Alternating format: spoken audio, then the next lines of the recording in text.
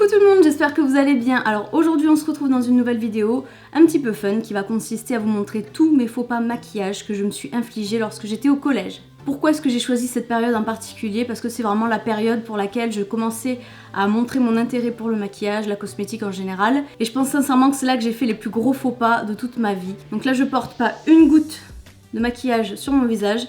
Et on va faire ma routine de l'époque ensemble. Mais c'est pas possible, à chaque fois que je suis au téléphone, à chaque fois que je filme, vous êtes dans mes pattes. Oh. Alors ma routine maquillage de l'époque, elle commençait toujours par le fond de teint.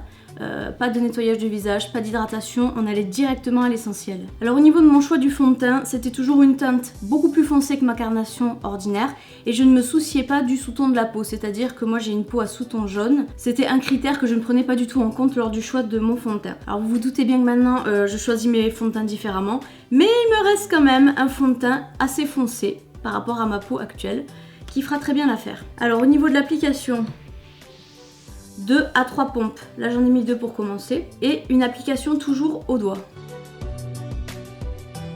On en mettait partout. Oh putain, comment j'ai pu me faire ça? Alors pourquoi le choix d'un fond de teint plus foncé? Simplement parce que j'avais la peau trop claire et beaucoup d'acné, et je me disais que plus le fond de teint allait être foncé, plus ça allait camoufler les imperfections. Je ne maquillais pas les oreilles, je ne faisais pas la démarcation avec le cou. Pour moi, le visage, c'était tout ce qui comptait. Une fois que le teint était fait, il fallait fixer le tout et je le fixais généralement... Avec quoi, à votre avis?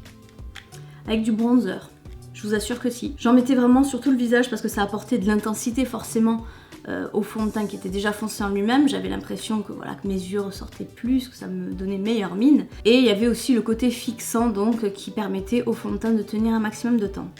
Alors j'avais pas de pinceau à l'époque. Donc j'utilisais quoi? J'utilisais des cotons. Donc ça c'est un coton rectangle. Moi ce que j'utilisais c'était les pads, vous savez, en forme de cercle. Et j'utilisais le même pendant des semaines, des semaines. Ça tient hein, malgré tout, ça tient. Alors la technique était la suivante. Voilà. Et on poudrait.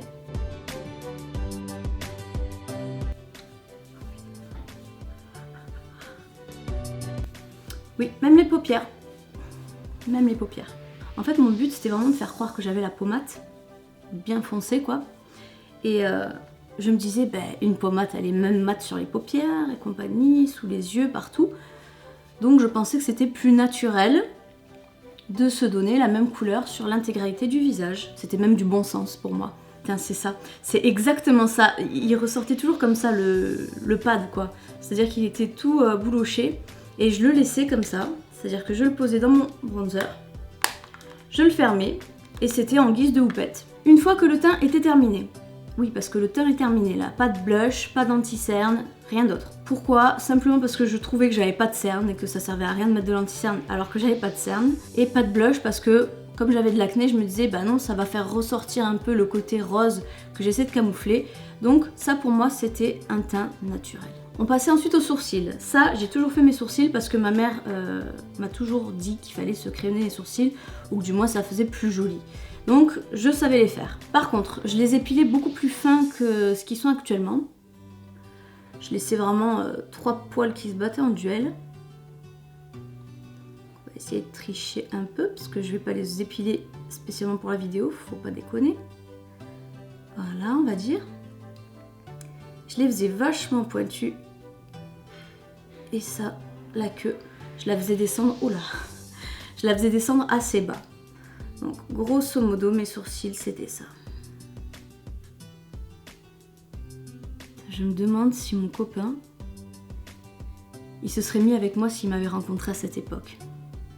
Faudra que je lui demande. On est pas mal là.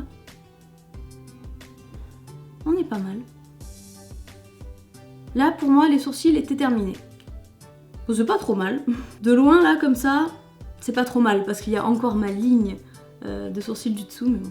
Maintenant, on va passer aux yeux. Alors, comment est-ce que je maquillais mes yeux à l'époque? Quasiment toujours de la même manière. J'évitais de mettre du fard. Ça m'arrivait d'en mettre, mais bon, essentiellement, ma routine de l'époque, il n'y avait pas de fard sur les yeux.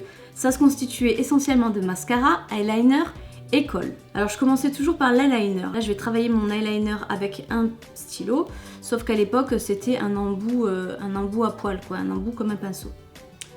Alors comment est-ce que je me préoccupais de mon eyeliner? Je le faisais démarrer du coin interne de mon œil, assez épais, parce que je voulais casser ma paupière qui est une grande paupière. Sauf que l'effet n'y était jamais, étant donné que voilà, je l'ai arrêté là, mon trait d'eyeliner. Donc au final, ça cassait pas tant la paupière que ça. Ça avait même tendance à l'accentuer, surtout que par la suite, avec le col, vous allez voir, c'était divin. Là, l'étape suivante, généralement, donc c'était le col que je mettais essentiellement dans la muqueuse du ras de cils inférieur. Alors là, je vais le faire avec un crayon de qualité, hein, c'est le Glide On Eye Pencil de la marque Urban Decay.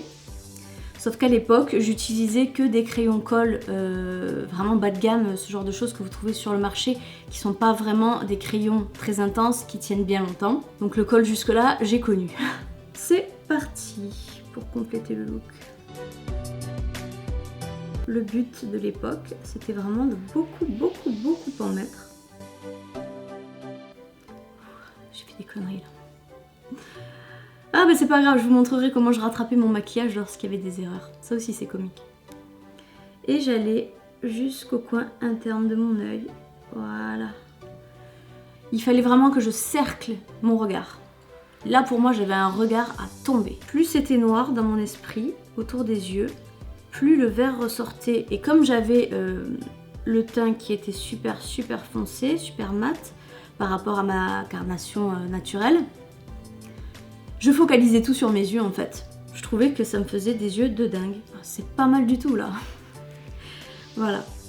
Ça c'était les yeux de l'époque. La toute dernière étape maintenant, c'est le mascara. Alors pour les personnes qui me suivent ou qui me connaissent tout simplement, vous savez que j'ai des cils qui sont longs, mais qui sont ultra raides. Et à l'époque, je ne les recourbais pas avec de recourbe-cils ni avec aucune autre technique.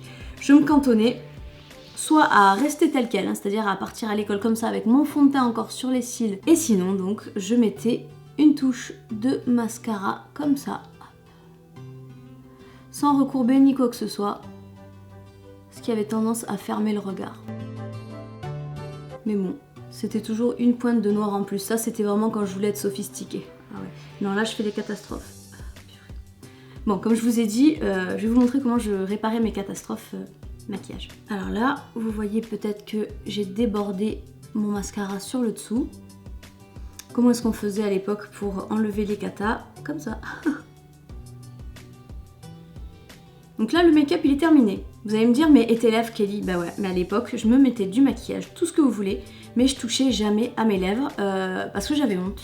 J'avais honte d'avoir du rouge à lèvres, j'avais honte de porter des couleurs en fait sur mes lèvres. Oh là là. Non mais ça c'est inadmissible. J'ai du mal à croire que je faisais ce genre de conneries, c'est pas possible. J'étais pas autant démarquée. Oh, je devais sans doute un petit peu en mettre sur le cou quand même.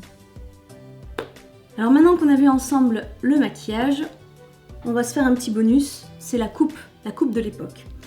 Alors à l'époque, ce qui me plaisait, c'était la raie au milieu. Il fallait qu'elle soit la plus droite possible.